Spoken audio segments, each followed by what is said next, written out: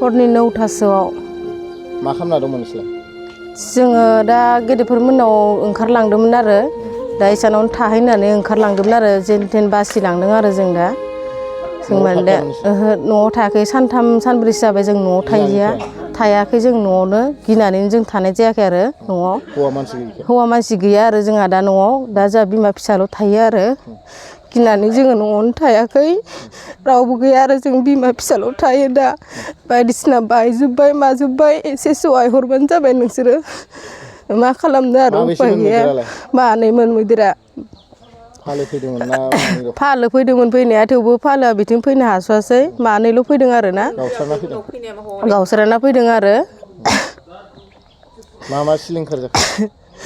न'आव थानाय बाकसफोराबो बायदिसिना जिफोराबो सिलिंखार जाजोब्बाय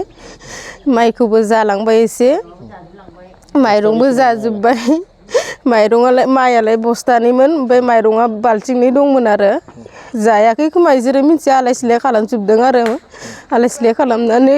माबाजोबदों बिसोरो एसे सहाय हरबानो जाबाय नोंसोरो जोंखौ मा मुं होनो नोंनि हौवानिखौ? बिपुल नार्जारि रन्जिता नार्जारि मा गामि बेयो? कुमारपारा सेसापानि